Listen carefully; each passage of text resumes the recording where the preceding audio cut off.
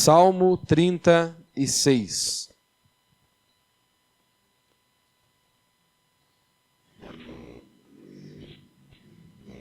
O tema da mensagem é: quem é você? Ou poderíamos também chamar aí de o lugar de refúgio. Porque o Salmo 36, nós temos aqui um grande contraste.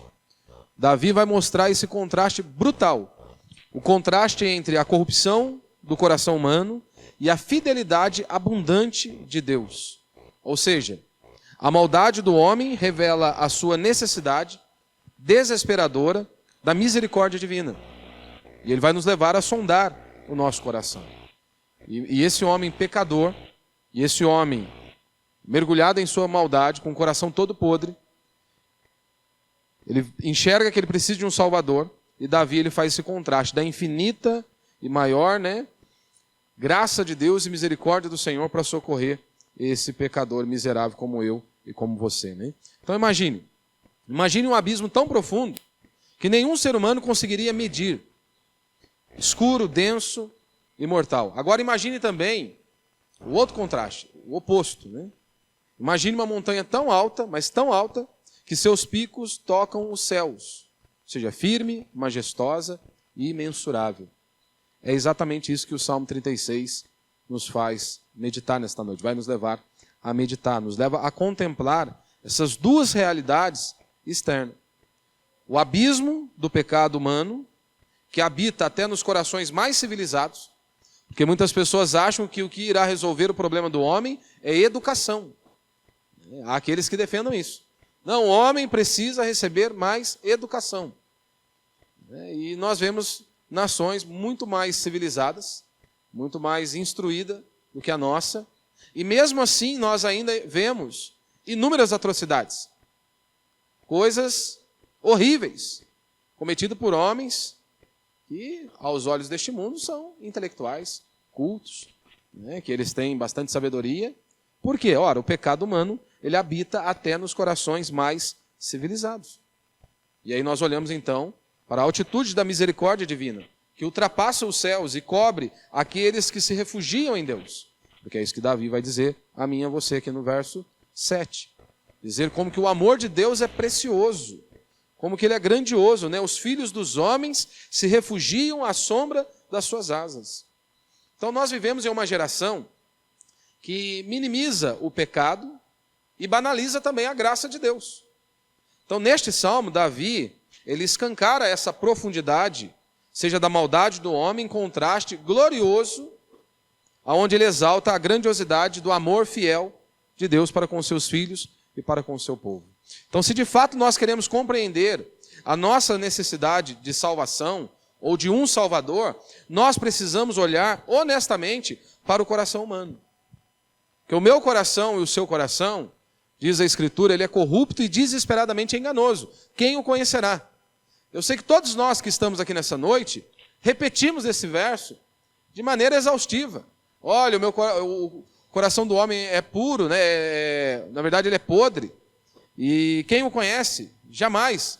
Deus sonda os corações. Agora, o meu e o seu, eu e você, o crente, ele quer depositar e seguir o coração dele. Ele quer depositar a confiança no coração dele e seguir esse coração podre, corrupto e desesperadamente enganoso, como diz a Escritura. Então, na teoria, nós até citamos o verso dizendo isso. O meu coração é corrupto, podre e desesperadamente enganoso. Agora, na prática, quando nós deveríamos nos apoiar e seguir a Escritura, muitas vezes nós dizemos: o meu coração, estou sentindo isso no meu coração e vou seguir o meu coração. É sério?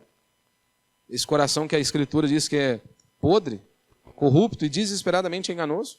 Então, se nós queremos compreender a necessidade de salvação, nós precisamos olhar de maneira honesta para o coração do homem. Porque ali há uma podridão gigantesca. Se tivéssemos o poder de projetar aqui os pensamentos, os seus últimos pensamentos aí, das últimas 24 horas, garanto que nem a pessoa que mais te ama teria coragem de ficar ao seu lado. Porque nós falhamos e precisamos da graça divina. Então, se nós queremos experimentar segurança, alegria e vida verdadeira, nós precisamos olhar para o coração de Deus, ou seja, para a Escritura, e buscar esse refrigério em Deus. porque só Ele pode prover.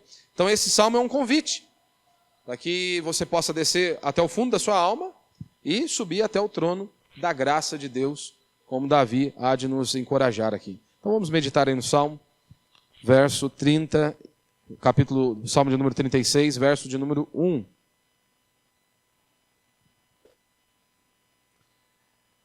No coração do ímpio há uma voz de rebeldia. Diante dos seus olhos não há temor de Deus. Então no coração dele há rebeldia, há idolatria. Eles não se prostram diante do Senhor. Não há temor a Deus. Porque ele tem orgulho de si mesmo. Pensa que seu pecado não será descoberto nem reprovado. As palavras da sua boca estão cheias de maldade e engano. Ele deixou de ser prudente e de fazer o bem. Ele trama o mal na sua cama, ou seja, até na hora de dormir o camarada está maquinando, está pensando mal. Segue um caminho que não é bom e não se afasta do mal, ou seja, totalmente podre, um coração maligno, podre, e ele fica a todo tempo maquinando, pensando, planejando a maldade, né? E ele não apenas pensa, e ele também não se afasta do mal. Senhor, teu amor chega aos céus e a tua fidelidade até as nuvens. Você vê aí que ele começa a fazer esse contraste da maldade humana com a misericórdia e a bondade de Deus. Tua justiça é como os montes de Deus. Teus juízos são como um abismo profundo. Tu, Senhor, preservas os homens e os animais. Ó Deus, como o teu amor é precioso. Os filhos dos homens se refugiam à sombra das suas asas. Ou seja, refúgio nos leva e nos remete à segurança. Refúgio é sinônimo de segurança. Se você já meditou no texto bíblico, inúmeras vezes, há inúmeras passagens tratando disso, de refúgio, e sempre remete a isso, né? Sempre a figura usada ali, ou é o monte, ou é a torre, ou é debaixo das suas asas. Ou seja, simbolizando isso, né? Um lugar de segurança. Verso 8. E eles se fartarão da abundância da tua casa, e tu os farás beber da corrente das tuas delícias. Pois em ti está a fonte da vida. Na tua luz vemos a luz. Preserva teu amor para os que te conhecem, e tua justiça para os retos de coração. Não permita que os pés do soberbo me pisoteiem, e as mãos dos ímpios me façam retroceder. Os malfeitores estão ali, caídos, estendidos no chão, não conseguem se levantar. Então, basicamente, este salmo ele vai nos mostrar e vai nos remeter a examinarmos de fato quem nós somos, né? Sei que hoje muitas vezes as pessoas elas não estão preocupadas e elas sequer fazem essa pergunta: quem eu sou, de onde eu vim e para onde eu vou? Mas eu quero começar justamente com essa pergunta: quem eu sou? Quem é você? De onde viemos ou para onde iremos? A resposta a essa pergunta, ela é crucial, porque ela vai definir como você vai conduzir a sua casa, ou melhor, começando por você. A definição, né, a resposta a essa pergunta, quem eu sou, ou seja, vai definir como você vai conduzir a sua vida, como você vai conduzir o seu casamento, a criação dos seus filhos, ou seja, vai impactar todas as esferas da sua vida. A resposta a essa pergunta vai definir se você precisa ou não utilizar a vara com o seu filho. Porque esse não é a minha orientação, é da Escritura. E muitas pessoas querem ficar bravas. Que fiquem com Deus, então. Porque é Deus quem diz em sua palavra. O pai que retém a vara, ele odeia o filho. Ele não ama o filho, ele odeia. E eu sei que nós, quando falamos de um assunto como esse, você tem que desenhar. Porque as pessoas, via de regra, elas vão pegar um demônio, né, um demônio que ele espancava o filho. Ele não disciplinava. Porque disciplina é muito mais profundo que simplesmente você bater, né, açoitar ali com uma vara, seja o que for. É orientação, é instrução. Você repreende, você orienta, ou seja, você instrui, e dentro dessa instrução cabe também uma disciplina ali com vara. Eu sei que isso nós não podemos falar hoje. Você fala isso hoje, você é cancelado. Mas é o que a Escritura nos ensina. Eu prefiro ficar com as Escrituras do que seguir esses psicólogos aí, onde a maioria dos filhos deles ou já morreram, se suicidaram, ou estão internados aí em casa de recuperação. Totalmente sem rumo, sem propósito, sem sentido algum para a vida deles. Isso acontece todas as vezes que nós abandonamos a Deus, onde nós abandonamos os preceitos da palavra de Deus. A palavra de Deus é a verdade. Ou seja, é boa para mim e para você. Tudo que está nela, deveríamos colocar em prática. E a disciplina, né, é uma delas. Então veja, a resposta a essa pergunta define se eu irei usar vara com meu filho ou não. Porque veja, Rousseau disse que o homem nasce bom, né, que a sociedade o corrompeu. E é uma tolice, né? Porque se o homem nasce bom e a sociedade o corrompe, então não deveria existir, né? O homem não poderia ter se corrompido, porque se ele já nasce bom, o meio que o corrompe, então em qual momento da história que algo deu errado? Agora, Rousseau diz isso, né? Que o homem nasce bom. A nossa Bíblia, a minha Bíblia e a sua Bíblia diz que o homem nasce podre, corrompido, da planta dos pés ao alto da cabeça. Ou, na linguagem de Isaías, não há coisa alguma sã no homem. Então, se o homem é podre, depravado, corrompido, da planta dos pés ao alto da cabeça, ele não precisa de estímulo, ele precisa de disciplina, ele precisa de freio. Então, a resposta a essa pergunta define se eu irei usar vara com meu filho ou não. Porque muitos acham que os filhos são anjos, né, que eles não precisam disciplinar, que vai ficar tudo uma maravilha. Não, se você largar o seu filho, pode ter certeza que o pior vai acontecer. Então, a resposta a essa pergunta define se nós iremos defender que é necessário a força policial, que é necessário você ter a polícia ali exercendo o seu papel. A resposta a essa pergunta, quem eu sou, vai definir se nós precisamos ou não de igreja. Porque, afinal de contas, se o homem é bom, ele não precisa de instrução alguma, ele não precisa de repreensão alguma. A resposta a essa pergunta define como ser salvo. Porque se o homem é bom, ele não precisa de um salvador. Se o homem não transgrediu a lei de Deus, ele não precisa do Messias, de Cristo ter vertido o sangue dele lá na cruz do Calvário. Então essa pergunta, ela é bem complexa. Quem eu sou? E aí dentro disso eu quero destacar alguns pontos. Primeiro, né, o homem é maligno. O homem é mais ou menos aquele cachorro que está com raiva do próprio dono. Assim é o homem. A todo instante o homem quer se levantar contra Deus. E todos nós, se pudéssemos, arrancaríamos Deus do trono e nos assentaríamos no lugar. A todo instante nós queremos ensinar Deus como Deus deve trabalhar. Aqui Davi está dizendo que ele maquina o mal, no verso 4. E Davi também diz que o homem não se afasta do mal. Há uma voz de rebeldia dentro do homem. Se você se lembra quando nós estudamos o Salmo 19, o salmista diz o quê? Olha, os céus proclamam a glória de Deus. E ele diz, olha, não há linguagem, nem palavras, e deles não se ouve nenhum som. No entanto, toda a terra se faz ouvir a sua voz. Então nós vemos a rebeldia do homem não apenas no ateísmo, não é só no ateísmo, porque o ateísmo sempre foi a exceção da exceção. O ateísmo também não é nada moderno. O salmista já disse isso, né? Diz o tolo, diz o insensato em seu coração, Deus não existe. Só que as pessoas não concluem o verso. Porque quando ele diz, olha, diz o tolo, diz o insensato em seu coração que Deus não existe, o texto continua. Qual que é o objetivo de dizer que Deus não existe? Para que eles possam se corromper e praticar os seus pecados sem sentir culpa. Por isso que o homem, a todo instante, ele quer arrancar Deus da jogada, para que ele possa pecar livremente. Para que ele possa pecar sem sentir culpa, sem sentir o peso de seus pecados. Então a única maneira do homem pecar livremente, sem sentir o peso do seu pecado, é dizendo que Deus não existe. Então nós vemos a rebeldia não é apenas no ateísmo. Quando a pessoa diz, olha, Deus não existe, isso é uma balela. Não, na idolatria também. A idolatria é isso, é você fabricar um Deus. E muitos evangélicos, nesse ponto, fabricaram um Deus, porque o Jesus deles não parecem com o Jesus da Escritura. O Jesus de muitos evangélicos não é o Jesus revelado na palavra de Deus. Não é isso que nós ouvimos constantemente as pessoas dizendo? Olha, o meu Jesus não condena ninguém. O meu Jesus não pune o pecado do homem. Tá, simplesmente o seu Jesus não é o Jesus da Bíblia. Como disse Martin Lloyd Jones, se arrancarmos a doutrina da ira de Deus, vai sobrar bem pouca coisa para se pregar. E neste ponto, os pastores conseguem fazer esse milagre de arrancar a doutrina da ira de Deus. Então você vê essa rebeldia não apenas no ateísmo, mas também na idolatria, né, que é você fabricar um Deus e você pode chamá-lo de Jesus. Mas você criou um Deus que não é o Deus da Escritura. A definição bíblica para isso é rebeldia, é idolatria. Segundo, Davi está dizendo que o homem orgulha de si mesmo, né? Como ele diz aí no verso 2. Ou seja, ele está todo o tempo maquinando o mal, pensando, né? De maneira engenhosa. O que ele pode fazer para prejudicar o próximo? O que ele pode fazer para aniquilar o próximo?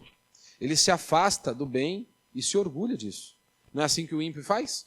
O cara está traindo a esposa dele e ele se vangloria. E ele conta para todo mundo. É como se ele estivesse fazendo a melhor coisa do mundo. Estivesse fazendo a coisa mais bonita do mundo. E eles se vangloriam. Ele está vendo ali coisas, baixarias no celular, e eles repassam ainda. Para que os outros também possam ver. Né? Veja o tamanho da podridão. Paulo diz, né, em Romanos 1,32, ora, conhecendo eles a sentença de Deus, de que são passíveis de morte os que tais coisas praticam, não somente as fazem, mas também aprovam os que assim procedem. Né? Veja, os ímpios sabem, né, porque lá no fundo ainda há uma luzinha da consciência, né, sendo despertada, e é claro que ela pode se apagar conforme nós a negligenciamos, mas Deus colocou isso dentro de nós. Essa luzinha de alerta, né? Mesmo que quando você está lá meio que distante de Deus, você fica maquinando, né? Puxa, se eu fizer isso. No fundo, você... Puxa, isso aqui é errado. Você pode estar distante de Deus, distante da comunidade, distante da igreja. Mesmo assim, dá uma luzinha ali de advertência, né? Porque é a consciência que Deus colocou dentro de nós. Mas os homens, a todo instante, quanto mais eles se distanciam de Deus, quanto mais eles querem pecar livremente, eles vão negligenciando. E a mente, então, vai ficando cauterizada. Ou seja, já não há mais nenhuma sensibilidade. E chega um ponto que agora, fazendo tudo aquilo de errado, podre e imoral, que é vergonhoso, eles aprovam tudo isso, né? Tudo com uma chancela, e ainda estimulam, né? Aprovam aqueles que procedem desta maneira. O ímpio trai, ele comemora. Né? Comemora aquela podridão. E nós vemos exemplos nas Escrituras, né? Por exemplo, Nabucodonosor, né? Se você se lembra, Nabucodonosor achou que ele era o máximo, que tudo que estava ocorrendo era fruto da sua sabedoria, né? Do seu intelecto, que ele era um cara fenomenal. Todos nós nos lembramos, né? Do desfecho, o que isso levou. Né? Qual foi a consequência que isso trouxe à sua vida, a achar que era tudo fruto do seu próprio braço e da sua própria força. De repente, agora Nabucodonosor está pastando como animal. E se vangloria disso. É? Está orgulhoso ali. Ele se orgulha da sua vergonha. Se orgulha da sua vergonha. Ou seja, e quando nós olhamos de uma maneira geral para a sociedade, aquilo que há décadas era vergonhoso você fazer entre quatro paredes, hoje as pessoas querem fazer em praça pública. Tamanha a podridão. O homem chegou num ponto, né? Tamanha a podridão, tamanho são os seus pecados, que aquilo que era imoral e continua sendo imoral, não é porque eles aprovaram que é lícito e é correto, não, continua sendo podre e imoral. Mas a sociedade chegou num patamar de podridão tão grande, né, que o homem é assim, que eles aplaudem. Aquilo que era feio fazer entre quatro paredes, eles querem fazer na praça pública, e quando fazem, são aplaudidos. São aplaudidos. Veja, né, quando nós falamos sobre o aborto, hoje é um direito, né? As pessoas querem celebrar isso como um direito. A mãe matar o próprio filho. É um direito hoje. Veja o absurdo que nós chegamos. Chegamos num ponto que você tem que dizer que a mãe ela tem que cuidar do seu próprio filho. Que a mãe deveria proteger o seu filho. Ou seja, chegamos num ponto que você tem que dizer que a grama é verde. E as pessoas ficam furiosas ao ouvirem isso. As pessoas ficam furiosas ao dizer, olha, isso é um absurdo, é uma loucura. O ventre da mãe, que deveria ser o local mais seguro para a criança, é o local mais perigoso. Para algumas mulheres, tornou-se o local mais perigoso, né? Mas vivemos em dias assim, onde você tem que falar o óbvio, e mesmo falando o óbvio, as pessoas se revoltam, né, contra o povo de Deus. Né? Terceiro, ele mente e faz o mal, né, como ele diz aí no verso 3.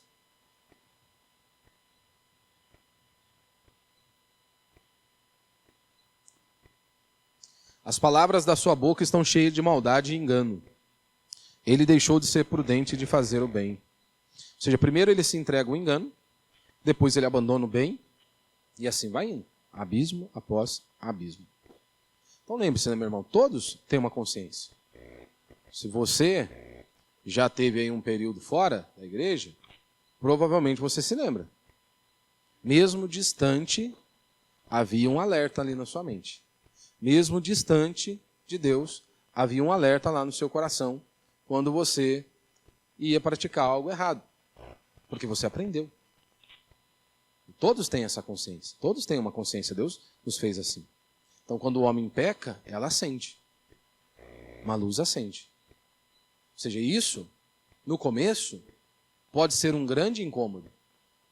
Só que se não houver arrependimento de pecado, se não houver arrependimento de pecado, se não houver uma confissão de pecado, você vai ter um grande incômodo. Qual a maneira de acabar com esse incômodo? Você precisa apagar essa consciência. E é isso que muitas pessoas fazem. Quando o homem decide trilhar o seu caminho longe de Deus, e via de regra ele não quer ouvir ninguém, ele não quer escutar a ninguém, então o que ele precisa fazer? A luzinha está acendendo. Ou seja, um grande incômodo está sendo gerado. E ele quer pecar sem sentir culpa, sem sentir o peso. Ele precisa apagar. Como ele vai apagá-lo? Mentindo. Não é isso que as pessoas são mestres em fazer? Sempre arrumam uma saída. Todos podem ser culpados, inclusive Deus. Temos falha? Claro que nós temos falha. Como igreja, temos falha. Claro que temos. Buscamos melhorar a cada dia. Mas veja, mesmo que você trate uma situação da melhor maneira possível, da maneira mais bíblica possível, nós não iremos agradar todo mundo. Não iremos agradar todo mundo. Nós não conseguiremos agradar todo mundo. E aí? E se a pessoa sai? Ela pode sair, pode mentir. Porque veja, mesmo que ela foi advertida biblicamente, ou ele foi advertido biblicamente, com respaldo bíblico, e da maneira mais piedosa, misericordiosa possível, o nosso coração é podre. Eu preciso ter uma justificativa. Então a justificativa é, não, falharam comigo. Erraram. Para eu sair livremente, eu preciso mentir. Eu não posso dizer a verdade. Eu tenho que tentar encobertar os meus pecados. Quando nós olhamos, por exemplo, para o darwinismo, né? É a mesma coisa, é uma mentira, é uma balela. Mas, para o homem seguir esse caminho, ele precisa mentir, para que ele possa trilhar um caminho sem culpa alguma. Da mesma maneira, o feminismo é uma mentira. Mas aí as pessoas querem negar a todo instante. Se há homens que são feministas, você imagina então mulheres. Por isso que muitos nem tocam no assunto. Nem tocam, nem entram em detalhe. Nem entram em detalhe. Então, se nós definimos quem o homem é, que ele é podre, corrompido, da planta dos pés ao alto da cabeça, que não há coisa sã nele. Essa é a definição bíblica. Definição que Davi acabou de usar aqui, que ele clama pelo mal, que ele orgulha do seu próprio pecado, que ele maquina o mal. Se nós temos essa definição bíblica de quem o homem é, o que fazer? E aí você aplica a sua vida. Por exemplo, se você é pai, se você tem essa definição bíblica de quem nós somos, seu filho, quando saiu do ventre da sua esposa, ele já sai assim, com a semente do pecado original. Já sai de fábrica desse jeito. Tanto que nós não precisamos ensinar os nossos filhos a serem preguiçosos. Nós não precisamos ensinar os nossos filhos a serem rebeldes. Eles já nascem de fábrica, configuração ali, já prontinha. Você não precisa ensinar o seu filho a querer dar um tapa na sua cara. Não, já nasce de fábrica assim. Você não precisa ensiná-lo a ser egoísta, já nasceu assim. Então, se eu tenho uma definição bíblica de quem eu sou, e se eu sou um pai, eu entendo então que um ser como esse, como o homem, mesmo que ele acabou de sair do ventre da mãe, ele precisa ter um pai firme do outro lado. Alguém que exerça autoridade. Que esteja ali, porque a autoridade, a função da autoridade, uma das funções da autoridade é justamente colocar esse freio, esse limite. Todos precisam desse freio, desse limite. Agora, quando nós tratamos de igreja, uma igreja ela precisa ser bíblica. Sabendo que o homem é podre, depravado, corrompido, da planta dos pés ao alto da cabeça, então uma igreja bíblica ela vai praticar a disciplina. Seguindo, é claro, ali o parâmetro que Jesus nos ensinou lá em Mateus, não foi? Jesus já nos deu uma referência. Mas uma igreja bíblica ela pratica a disciplina. Nós não podemos deixar, vamos fechar a porta dos fundos, como muitas igrejas usam esse slogan, né? Olha, aqui nós vamos crescer, custe o que custar. Então, uma igreja bíblica, você não mede ela simplesmente pelas pessoas que entram, mas você também mede uma igreja bíblica pelas pessoas que vão embora, por aquelas que não ficam, ou aquelas que são convidadas a se retirarem. Uma igreja bíblica, ela pratica a disciplina. E é claro que o objetivo da disciplina, à luz do ensino bíblico, não é para você humilhar ninguém, a pessoa já está arrasada e você vai lá terminar de quebrar a cana que está quase no finalzinho já, né?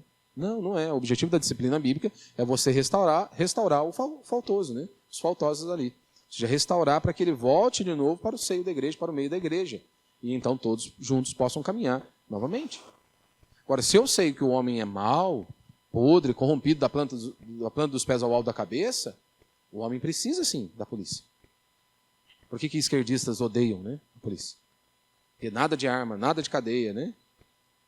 Porque afinal de contas o homem sempre é a vítima, né?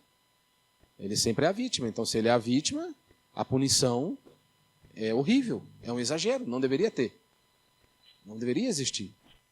E como eu disse aqui, a cadeia nos moldes atuais que nós vemos em nosso país, você não encontra nenhum amparo na Escritura. Não tem. Porque esse sistema, né, onde você tem que manter a pessoa lá fechada, e nós temos que bancá-los, né? Porque essa é a realidade, né? Nós que temos que bancar a alimentação, nós temos que bancar tudo. Sai do meu e do seu bolso. Queira você ou não. Essa é a grande realidade. Você pega homens perigosos aí, como Fernandinho Beiramar e outros aí, é mais de 200 mil por mês para você bancar um cara desse. Não é? A última pesquisa que eu fiz aí, os alunos, você manter um aluno na escola, ou manter um jovem no presídio, ele custa 3 ou 4 vezes mais do que um jovem na escola. E as pessoas acham isso normal. Normal. À luz da Escritura, o parâmetro que nós temos ali, a referência é o quê? O cara ele fica preso até aguardando o julgamento só.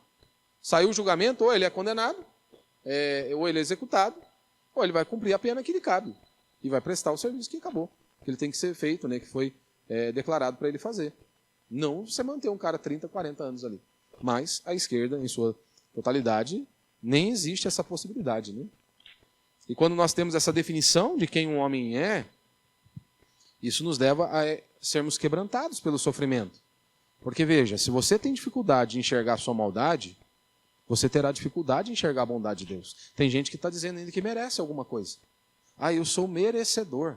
Merecedor do quê? Da morte e do inferno. Isso você é merecedor mesmo. Em nós mesmos, né? Isso é uma linha muito fina. Porque senão a gente sempre acha que não merecemos nada. Em nós mesmos nós não merecemos. A única coisa que nos cabe, por direito, é o quê? A morte e a condenação eterna. Mas se nascemos de novo e o Espírito Santo habita em nós, nós não estamos mais em Adão. Paulo utilizou essa linguagem lá em Romanos capítulo 5, né? Nós estamos em Cristo. Então por que nós somos abençoados? Porque nós estamos em Cristo. Então as bênçãos de Deus que foram direcionadas a Cristo Jesus recaem sobre os seus filhos. Então nós somos abençoados e a cada dia recebemos as bênçãos de Deus, não é porque nós jejuamos, oramos ou fizemos qualquer outra coisa. Devemos fazer tudo isso. Mas recebemos por pura bondade e misericórdia de Deus. Porque as bênçãos que foram direcionadas ao Filho dele recaem sobre nós. Porque Cristo agora é o nosso representante. Então, se eu sei que eu sou pecador, podre, depravado, corrompido, da planta dos pés ao alto da cabeça, quando eu passar por dias maus, eu não vou ficar questionando Deus. Por quê? Por que eu? Por que a minha família? Por que isso aconteceu comigo? Ora, eu mereci a morte e o inferno. Eu estou no lucro. Se você está respirando, você está no lucro. Isso é tão importante.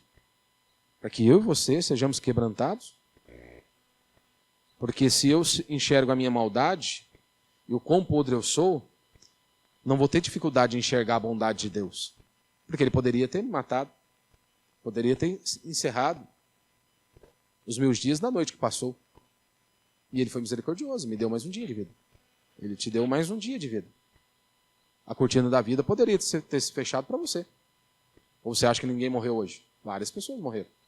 Você poderia ter sido uma delas, eu poderia ter sido um deles. E Deus renovou as misericórdias dele sobre mim e sobre você. E às vezes nós não conseguimos enxergar isso. Ou seja, tendo essa definição de quem o homem é, podre, corrompido, da planta dos pés ao alto da cabeça, que ele não pode se salvar, só nos resta o homem precisa de um milagre. Já que ele não pode se salvar, ele não consegue se salvar, ele precisa de um milagre. Ele não pode por si só fazer o bem. Porque nós somos igual o carro desalinhado, meu irmão. Já viu, né? Carro desalinhado, ele sempre vai puxar para o lado que está desalinhado ali, né? Se está para a direita, vai puxar para a direita.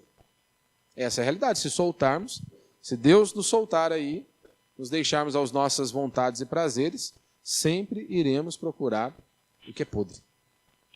Por isso que nós precisamos desse milagre, dessa intervenção divina.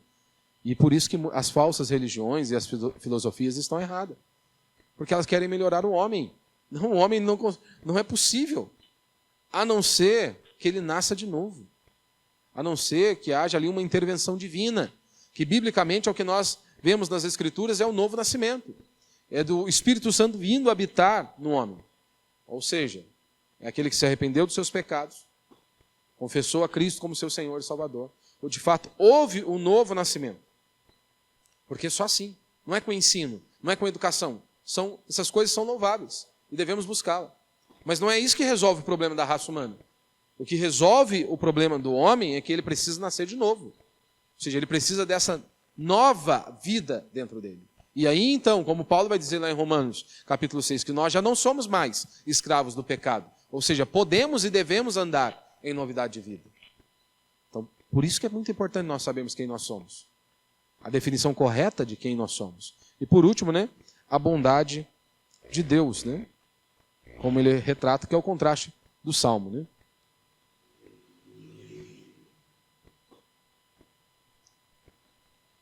E ele diz que a justiça é grande como uma montanha, né?